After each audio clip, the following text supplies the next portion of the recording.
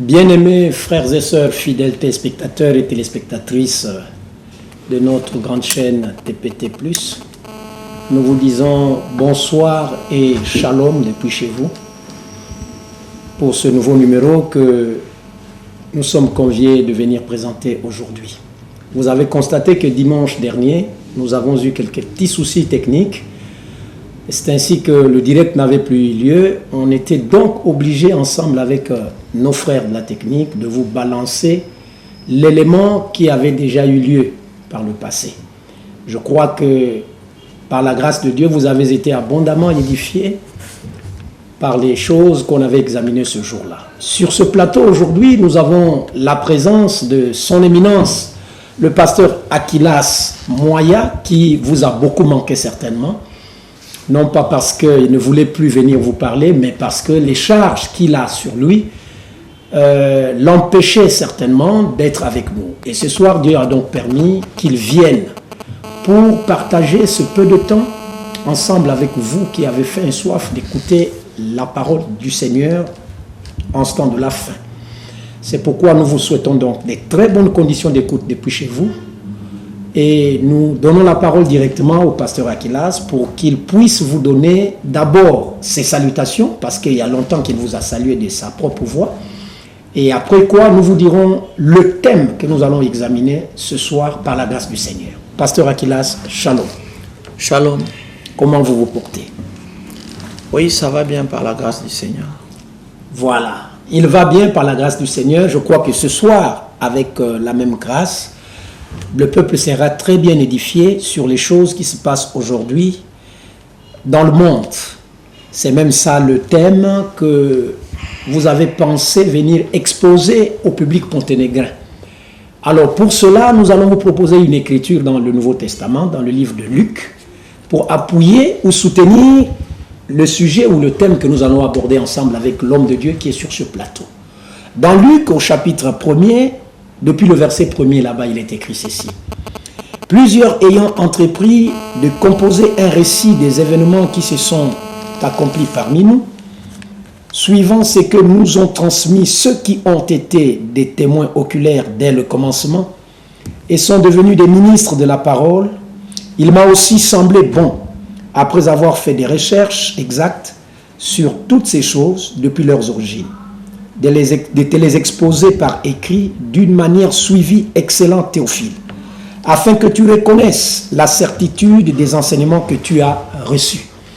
Sur ce plateau, le thème que nous allons examiner, c'est la certitude des enseignements que nous avons reçus en ce temps de la fin, que l'Église primitive, après le départ du prophète William Marion Branham dans la patrie céleste, est en train de soutenir et de défendre, prouvant au peuple par la Bible que ce ne sont pas des paroles venues d'un homme, mais bel et bien des paroles venues de la part du Seigneur.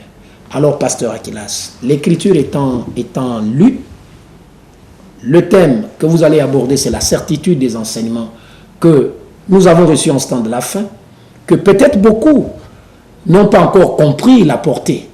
Alors, sur ce plateau, je crois qu'on va vous laisser la lassitude, le temps nécessaire, vu qu'on n'a pas trop de temps, pour nous expliquer de façon claire et nette les enseignements que vous, l'Église primitive, vous proposez aux fils et filles de Dieu. Non, nous ne pouvons pas, en peu de minutes,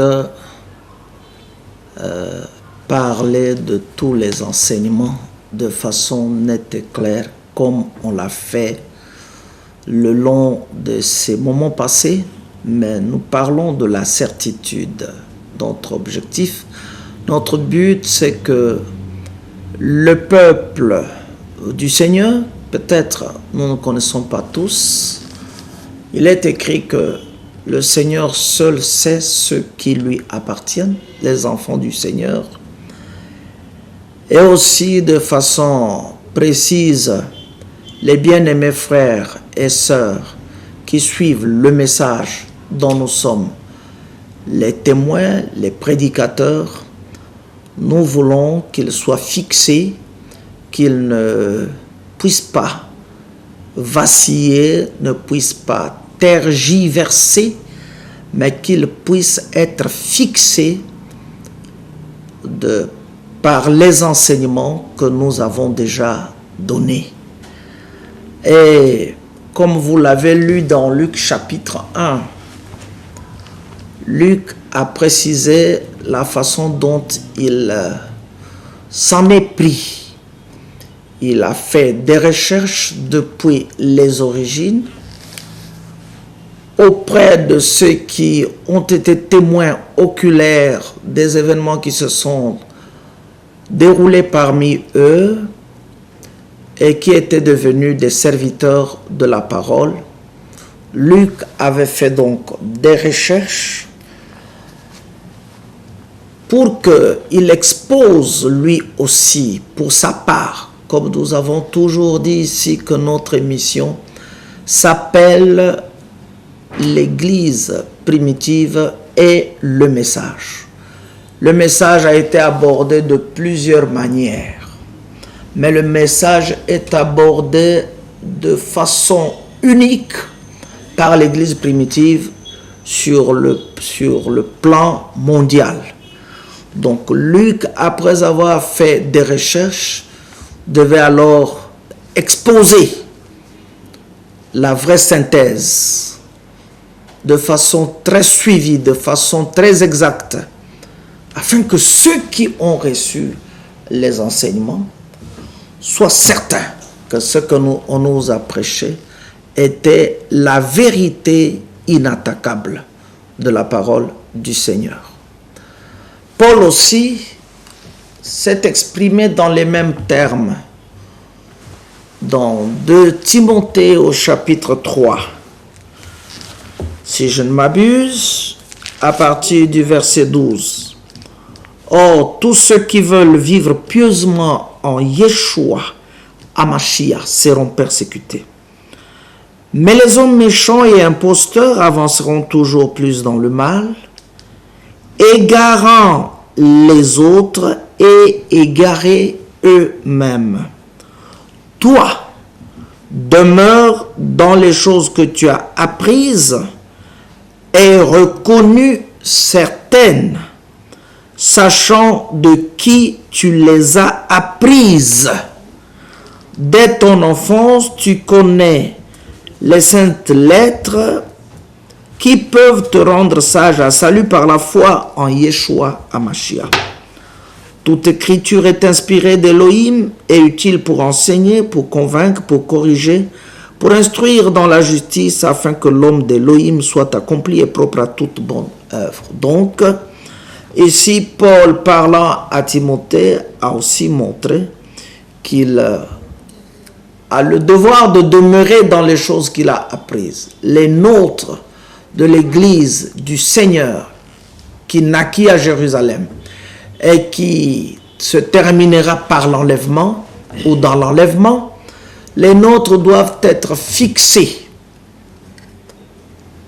Comment vont-ils avoir la certitude de ces enseignements que nous leur avons donnés?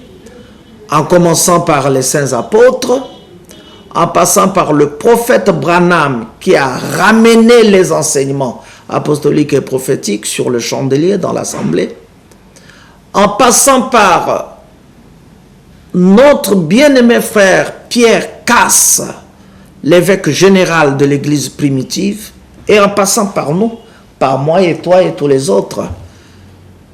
Comment les frères vont recevoir, vont garder la certitude des enseignements reçus? Mais par rapport aux événements qui arrivent. Notre frère Branham a enseigné un thème qu'il a intitulé « Les événements modernes rendus clairs par la prophétie ». Le temps vraiment va nous faire défaut. Nous aurions bien voulu nous plonger dans la Bible et montrer aux frères et aux sœurs que chaque événement qui arrive sur terre a déjà été connu d'avance par le Seigneur, parce que rien ne peut le surprendre. Pourquoi j'ai penché sur cela? Pourquoi j'ai pensé venir parler de la certitude des enseignements?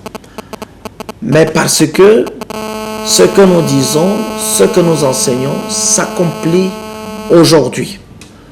Nous avons voulu ajouter à tout ce dont nous avons déjà enseigné l'actualité, la crise en Ukraine, la guerre de la Russie avec l'Ukraine. Il fallait que les gens soient enseignés pour que les gens comprennent que ce n'est pas un fait du hasard, mais que c'est la parole du Seigneur qui est en train de faire son cours, qui est en train de s'accomplir. Notre petit regret réside au fait que chaque fois que l'Église primitive vient ici présenter un sujet ou un thème avec pour but d'édifier le peuple, on reçoit tellement les messages. Les messages, les gens ne tiennent pas, ne veulent pas que nous prêchons ce que nous sommes en train de dire maintenant. Nous avons beaucoup élucidé sur ce que c'est que le message du temps de la fin. Nous avons parlé du baptême du Saint-Esprit. Nous sommes venus parler abondamment sur le grand mystère que Dieu aujourd'hui a bien voulu révéler et qu'il a confié à son prophète William Marion Branham, précisément le 21 février 1965, lequel sujet est le mariage et le divorce. Frère Branham, en l'abordant, ne l'a pas abordé comme les églises modernes l'ont abordé, mais il l'a abordé comme les saints prophètes et les apôtres l'avaient abordé. Comme Moshe, le grand prophète, qui était parti du désert, après avoir très bien reçu la révélation, comme Paul, qui était allé aussi au désert d'Arabie, qui a comparé les Écritures et qui, par révélation, était venu enseigner sur le mariage et le divorce. Frère Branham, mêmement, après avoir rencontré les 7 anges à Sunset Mountain, il est venu à Jeffersonville, étant recommandé par le ciel pour donner la révélation qu'il avait reçue. En commençant par l'ouverture des sceaux, il est arrivé jusqu'au mariage et au divorce. Mais puisque le point culminant sur le mariage et le divorce parle de la polygamie, nous sommes en train de marteler, chaque fois quand nous venons ici, on martèle sur ce sujet pour montrer que le mariage et le divorce n'a pas été compris par les églises modernes. Le mariage et le divorce devaient être enseignés comme cela se trouve ici dans les Saintes Écritures. Même si cela peut causer des divisions, notre problème c'est que la vérité soit rétablie et que le peuple connaisse qu'est-ce que c'est que la vérité sur chacun des points de la parole de Dieu. Alors, les frères qui écoutent, les téléspectateurs, se sentent mal à l'aise, exactement comme la prophétie avait dit. Viendra un temps où les hommes ne supporteront plus la sainte doctrine, mais avec la démangeaison d'écouter ou de caresser leurs oreilles, ils se feront eux-mêmes un groupe de docteurs pour qu'on puisse les dire les choses les plus fragiles, les plus faibles, les plus bonnes, les plus faciles d'après eux. Mais ce que nous enseignons, c'est la Bible qui nous l'a présenté et nous l'enseignons tel que la Bible nous l'a présenté. Donc les gens disent non, vous n'avez pour sujet que le mariage et le divorce. Vous n'avez pour sujet que la polygamie. Non, frère, en cela vous ne dites pas vrai. Nous n'avons pas pour sujet que la polygamie et le mariage et le divorce, bien que le mariage et le divorce soient le défi pour ce jour. Aujourd'hui, tout le chaos que le monde observe, mais c'est à cause du mariage qui a été boycotté, saccagé par Satan dans le jardin d'Éden, le mariage institué par Yahweh, le mariage d'Adam et de Hawa, Ève donc. Et quand nous venons parler, élucider, éclairer les gens sur ce thème, les gens disent non, non, changez de thème, changez de thème. Ils veulent ce qui peut caresser leurs oreilles. Dernièrement, vous êtes venu ici pour parler sur la crise en Ukraine. vous vous êtes certainement référé aux Saintes Écritures, parce que ce qui arrive aujourd'hui entre la Russie et l'Ukraine, mais on peut déjà d'avance même vous le dire encore, que la Russie ne s'arrêtera pas avec l'Ukraine, la Russie continuera avec le Vatican d'après les Saintes Écritures, c'est-à-dire Apocalypse chapitre 17, Apocalypse chapitre 18. On pourra commencer le contexte dans Apocalypse chapitre 13. On pourra commencer le contexte dans Matthieu chapitre 24. On pourra commencer le contexte dans Daniel chapitre 8, Daniel chapitre 9, Daniel chapitre 12. Tout cela. Et puis on va retourner jusqu'à Ézéchiel au chapitre 38 où il est clairement parlé de la Russie. Il est parlé clairement de la Russie, j'en lirai. Mais les frères disent, ah maintenant, vous commencez à entrer dans la politique au lieu de parler de la parole de Dieu. Mais il faut savoir qu'aujourd'hui, le royaume de la terre est dirigé par l'Empire romain.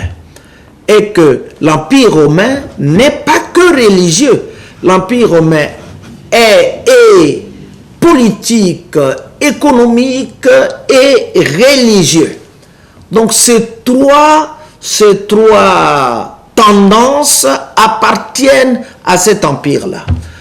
Nous en voulons à cet empire et à son église, qui est l'église catholique romaine du diable, avec toute la curie des papes, pour tromper l'humanité. Donc les frères viennent parler de cela, vous dites non, vous commencez à faire la politique. Nous ne faisons pas la politique. La politique, c'est quoi? C'est la gestion de la cité. Nous n'allons pas gérer le Congo ou l'Afrique. Nous allons gérer le monde à partir de Jérusalem, quand nous viendrons régner avec le Messie. Donc, voilà, nous voulons parler de cela, seulement que les frères ne soient pas sans position, mais que les nôtres gardent leur position. Ceux qui n'ont pas de position, le Seigneur dit de ce qui est écrit ici dans le livre toujours de Luc, au chapitre 7. Luc au chapitre 7, là c'est pour les gens qui n'ont pas de position.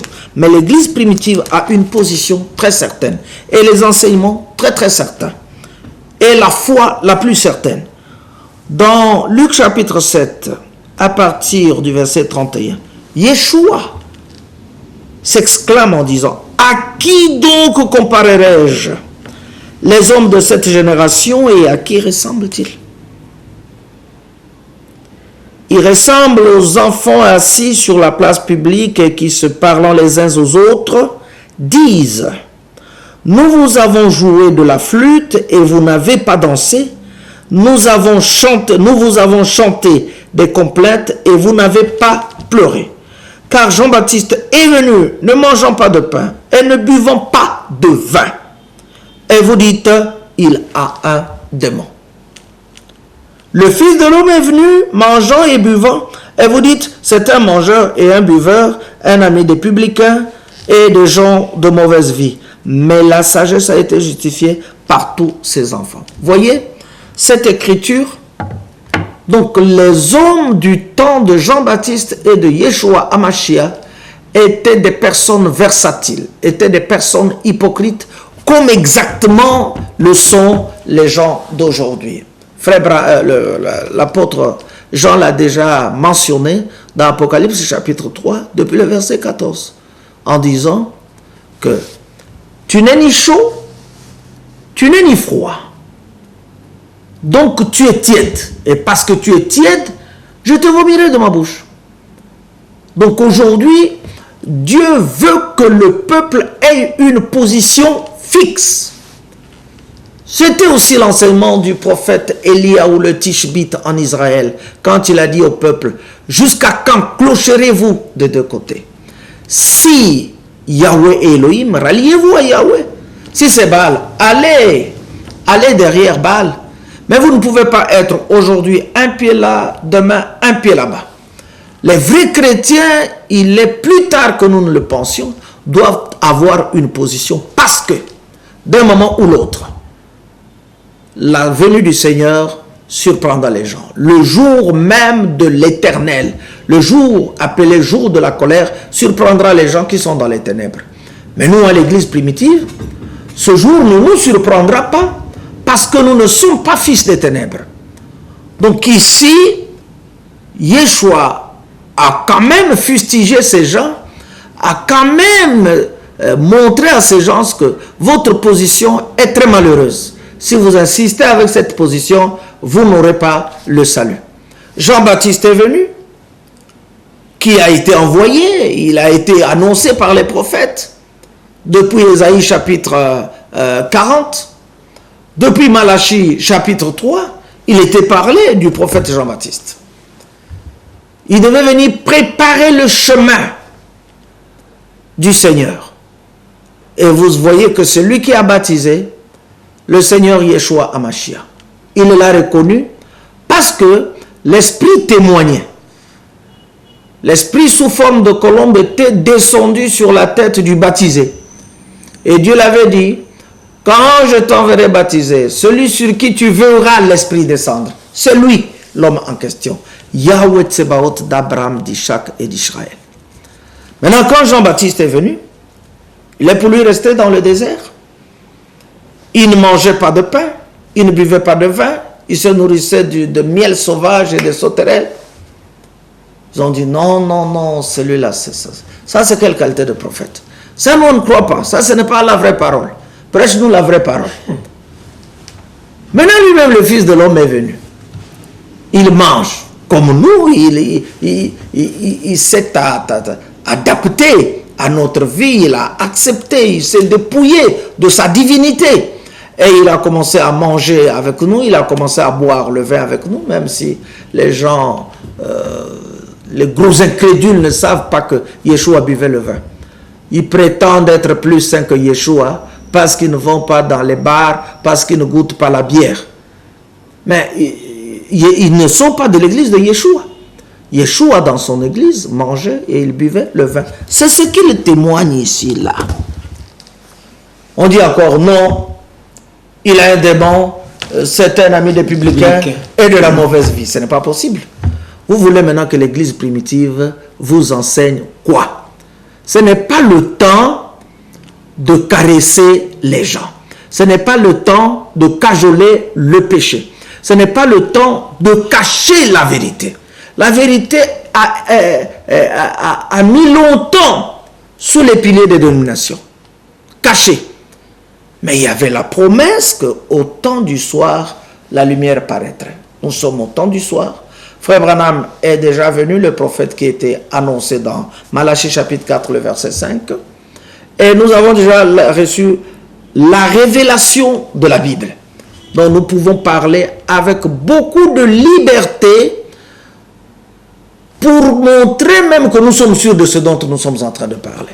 Donc voilà, frère, je suis venu pour parler à l'église primitive elle-même d'abord, ensuite aux enfants de Dieu qui ne se sont pas encore manifestés, mais qui en tout cas bientôt seront manifestés parce que l'enlèvement n'aura pas lieu tant que le dernier élu n'aura pas pris position dans l'église du Seigneur. Il fallait que l'ordre soit établi du temps des apôtres avant que le baptême du Saint-Esprit ne tombe.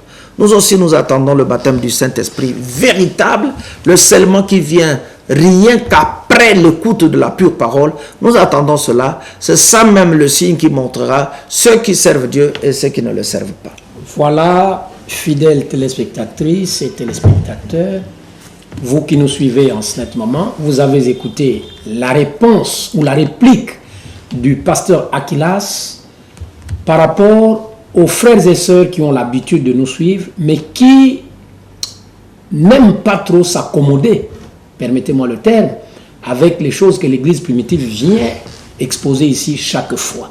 Il est donc sur ce plateau pour positionner en tout cas d'abord ceux qui ont confiance à leur ministère, le ministère que Dieu a établi dans l'Église primitive, aux enseignements que l'Église primitive a reçus et enseigne, et ensuite que ces enseignements-là puissent atteindre aussi les fils et filles de Dieu qui ne sont pas encore dans la bergerie. C'est pourquoi il est venu pour nous clarifier toutes ces questions. Je crois que désormais dans vos SMS, vous ne vous donnerez plus cette peine-là de poser au pasteur Aquilas la question, mais change-nous d'enseignement, ne parle pas de la politique. Mais vous devez retenir une seule chose, bien-aimée. que la politique et les choses de Dieu marchent ensemble. Quand le Seigneur Jésus-Christ, Yeshua Mashiach, naquit, avant qu'il ne naisse même, il y a eu un recensement. C'était du côté des hommes politiques que l'esprit a d'abord bougé. Après quoi, Marie et Joseph devraient faire un voyage, parce que chacun devrait aller se faire recenser dans sa patrie natale. Donc, arrêtez avec ce genre de questions, s'il vous plaît, frères. On est ici pour vous édifier, pour vous montrer la place de la prophétie aujourd'hui dans notre temps. C'est ça. Pour que vous sachiez et compreniez dans quel temps vivons-nous. Voilà. Alors, nous allons remettre la parole au pasteur Akilas pour qu'il enfonce très bien le clou pour notre édification commune. Oui, le frère a dit que la politique et les choses de Dieu marchent ensemble. Mais bien sûr que oui. Nous avons même ici une écriture, toujours dans Luc 3, là où on nous mentionne tous les aspects de la vie. Ici, on dit au verset 1 de Luc 3, la 15e année du règne de Tibère César. Cela était un politicien. Celui dont vous dites souvent à César ce qui est à César et à Dieu ce qui est à Dieu, sans comprendre ce que vous êtes en train de dire. Vous pensez que si Dieu a établi sa parole, a établi sa loi, bon, les autorités de l'État aussi ont établi leur loi. Maintenant, il faut donner à l'État ces choses, donner à Dieu aussi ces choses. Par exemple, on dit que bon, une femme ne doit pas prendre de l'autorité sur l'homme. La Bible l'a dit. Maintenant, la politique vient dire que non, l'égalité de l'homme et de la femme. Mais nous, on ne va pas tenir compte de ce que dit la politique. Ce n'est pas ça le contexte de rendre à César ce qui est à César. Quand Dieu nous donnera le temps, nous viendrons vous expliquer c'est quoi rendre à César ce qui est à César. Parce que César, c'est un titre des Romains qui dirigeaient en ce temps-là en Israël. César n'est pas le nom de quelqu'un. Il y a eu Tibère, il y a eu Auguste, il y a eu Néron, il y a eu beaucoup de Césars. C'est comme on dirait chez nous ici, les présidents. Présidents de la République. Dans d'autres, en Égypte, c'était les pharaons. Donc César, c'est le titre de ceux qui dirigeaient politiquement. Mais ici, voilà que la Bible nous parle des politiciens. La Bible dit, la 15e année du règne de Tibère César. Lorsque Ponce Pilate était gouverneur de la Judée, Hérode tétrarque de la Galilée, son frère Philippe tétrarque de l'Ithurée et du territoire de la Traconite, Lysanias tétrarque de l'Abilène, et du temps des souverains sacrificateurs Anne et Caïphe. Ça, c'est les religieux. Vous avez les politiciens, vous avez aussi les religieux, c'est-à-dire Anne et Caïphe. La parole de Dieu fut adressée à Jean, fils de Zécharia, dans le désert. Là aussi, nous profitons de montrer que la religion n'a rien de semblable avec la parole. Et la religion et la parole sont deux choses différentes. C'est pour ça que vous ne nous entendez pas parler des assemblées chrétiennes. Nous ne sommes pas des assemblées chrétiennes. Ça, ce sont des noms blasphématoires que les gens ont pris pour qu'on pense qu'ils sont en train de servir le Seigneur. La religion n'est pas de Dieu. Les gens du monde n'ont-ils pas dit que la religion c'est l'opium du peuple? Mais c'est bien l'opium du peuple. C'est une couverture sous laquelle on se met en disant qu'on sert le Seigneur, mais dans la vie, on fait le contraire. Mais l'église primitive n'est pas une religion. L'église primitive, c'est un organisme vivant, établi par le Saint-Esprit, constitué des hommes qui se sont soumis à la parole totalement. Et qui conduit l'église, qui conduit le peuple jusqu'au jour de l'enlèvement. Donc voilà, on ne peut pas séparer la Bible de certains aspects. La politique marche toujours, la religion marche toujours, l'économie aussi marche, ensemble avec les choses de Dieu. Comment Dieu va accomplir les choses s'il n'y avait pas les acteurs par lesquels il peut accomplir les choses? Le Seigneur n'a-t-il pas dit à Moïse que c'est moi qui ai suscité Pharaon à dessein? Et j'endurcirai son cœur pour que je puisse lui montrer ma gloire. D'un côté, il y avait Moïse, le conducteur du peuple, du Seigneur, De l'autre, il y avait Pharaon, qui était politicien et qui persécutait la parole du Seigneur que présentait le saint prophète Moïse. Donc voilà, frère, pour commencer d'abord par là. Donc nous voulons que le peuple qui aime la parole du Seigneur, l'Église primitive en particulier, soit fixé pour comprendre en quel temps nous sommes en train de vivre par rapport aux événements modernes, par rapport aux événements qui s'accomplissent dans le monde au milieu de nous. On a la radio, le téléphone, on a l'internet pour être informé. Ce qui arrive aujourd'hui, c'est véritablement l'accomplissement de la parole du Seigneur. Parce que la guerre de la Russie avec l'Ukraine, mais Dieu avait parlé de la Russie dans son jargon. La Bible a un jargon. Tous les domaines ont leur jargon. La Bible parle beaucoup plus en images. La Bible vous présente une puissance en l'appelant une bête.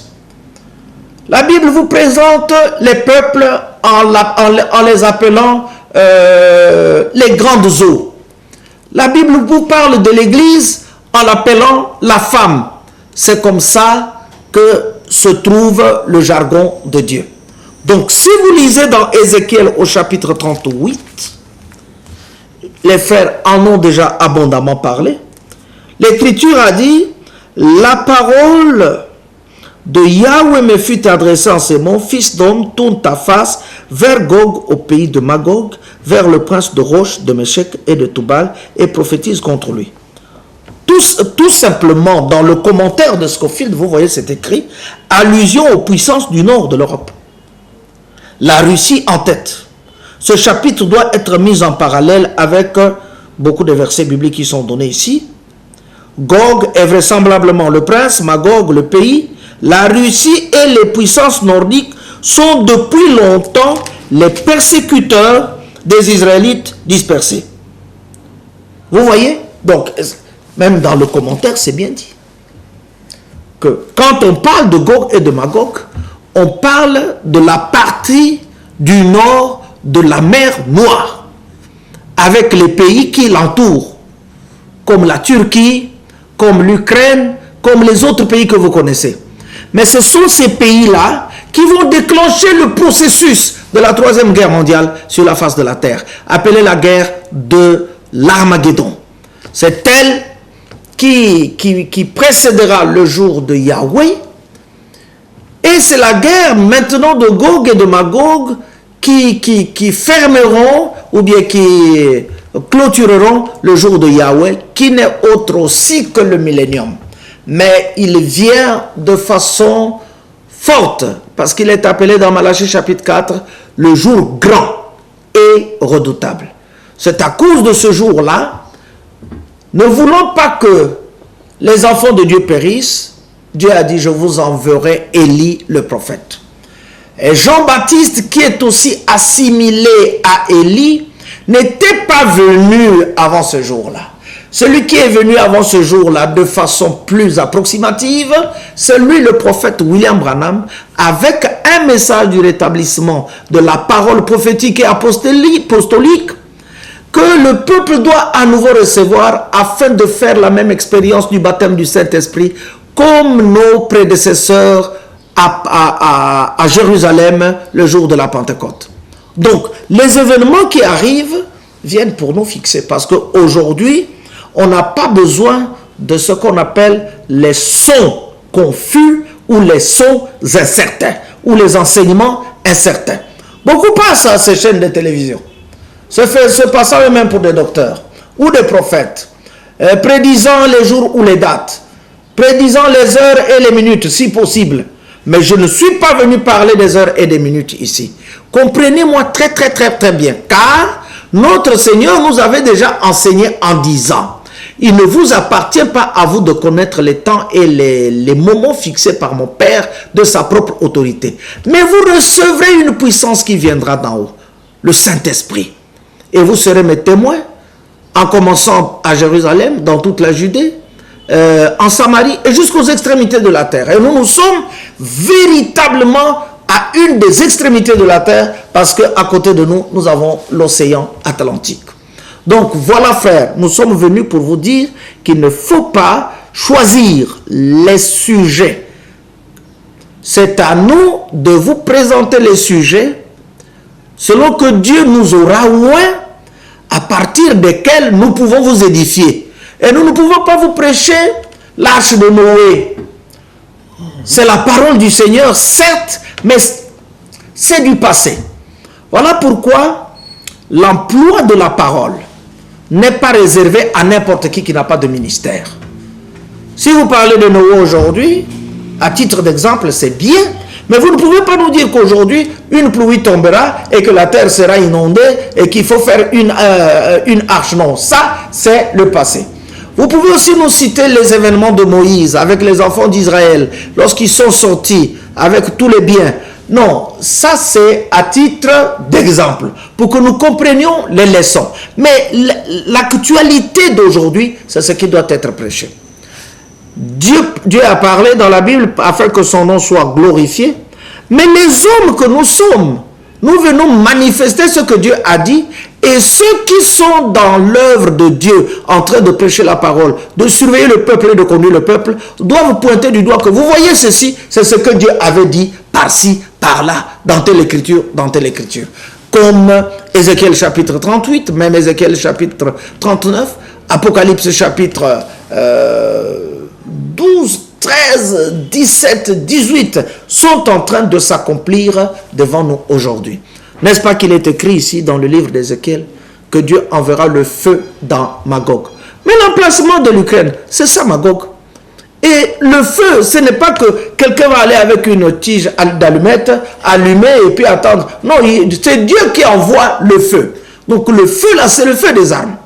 Il est aussi dit dans Apocalypse chapitre 17 que les dix cornes consumeront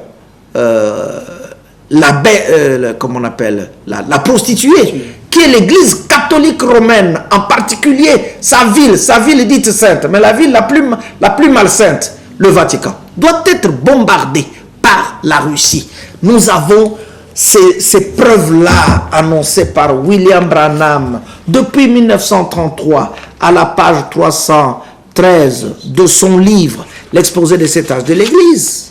Il disait, au dernier paragraphe, le domaine de la troisième vision était celui de la politique mondiale. Ah voilà, même Branham a cité la politique, était de la politique mondiale, car elle me montrait. Mais pourquoi Dieu a montré ça au frère Branham?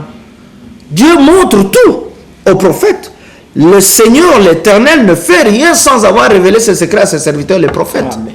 J'ai dit à un ami musulman à Tister, au marché de Tister, quand cette guerre a commencé de la Russie avec l'Ukraine, je lui ai dit, mais nous on savait déjà que c'est écrit dans la Bible. Il dit, c'est vrai. Je dis oui, c'est écrit dans Ézéchiel chapitre 38. Avant même que Yeshua ne vienne sur la face de la terre, Dieu ne peut être surpris par un événement. En tant qu'omnipotent, omniprésent, omniscient, il connaît toutes choses. Et il peut l'annoncer d'avance avec assurance. Et ces enfants qui croient la vraie parole l'annoncent aussi sans ambiguïté, sans cachotterie, comme les faux prophètes qui disent celle-ci va passer président et elle ne passe pas. Mais nous disons, la Russie bombardera le Vatican. La Russie bombardera les États-Unis d'Amérique. Et la Russie ira en guerre contre Israël. C'est sur les montagnes d'Israël que seront les tombes de la Russie. Ça, c'est la parole du Seigneur. Branham dit, le domaine de la troisième vision était celui de la politique mondiale, car elle me montrait qu'il y aurait 3 grands ismes, le fascisme, le nazisme et le communisme, mais que les 2 premiers seraient absorbés par le 3e. La voix m'exhortait. Là, il relate sa vision qu'il a eue en 1933, chers frères. La Deuxième Guerre mondiale n'avait pas encore eu lieu. Et il dit, la voix m'exhortait, observe la Russie. Observe la Russie. Mais parce que la Bible n'a pas écrit textuellement Russie, l'Esprit lui a dit à la fin, surveille le roi du Nord. Mais le roi du Nord dans la prophétie d'Ézéchiel chapitre 38. Mais c'est bien la Russie. Donc nous sommes là, c'est pour nous une actualité, nous ne pouvons jamais faiblir. Nous allons vous l'exploiter correctement par les Saintes Écritures. C'est pour aussi profiter de dire à nos frères qu'il n'est plus temps de demeurer dans la distraction. Mais il est plutôt temps de prendre le balai, de prendre la lampe, de balayer, de nous examiner à travers le miroir de la Bible si nous sommes vraiment au point avec le message que Dieu a confié à son prophète William Marion Branham. Voilà mon frère. Merci pasteur Akilas. On nous signale là-bas qu'il nous reste pratiquement 3 minutes. D'accord. 3 minutes.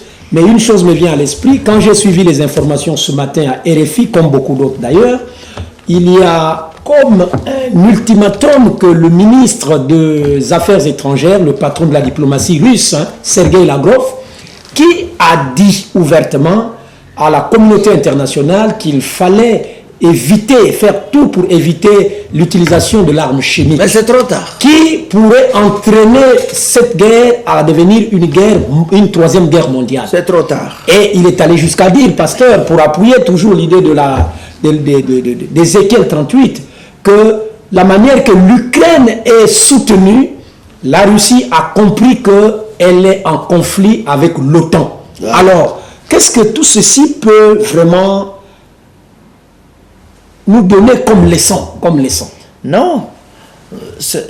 La leçon à tirer, c'est que la parole du Seigneur est la vérité. La leçon à tirer, c'est que beaucoup de prophètes sont faux. Parce qu'ils ne fixent pas le peuple, ils amènent le peuple dans la distraction, afin que lorsque les choses vont arriver, que le peuple puisse manquer l'enlèvement.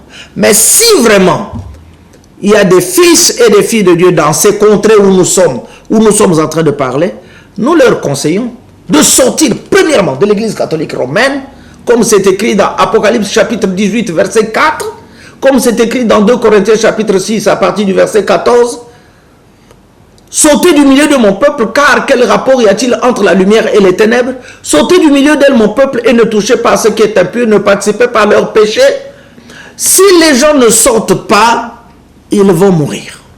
Mais ceux qui sortent, le Seigneur a préparé l'échappatoire. Il y a un baptême du Saint-Esprit véritable qui va tomber dans quelques jours sur l'église primitive, sur le plan mondial. Ça va tomber le même jour. Si dans d'autres pays,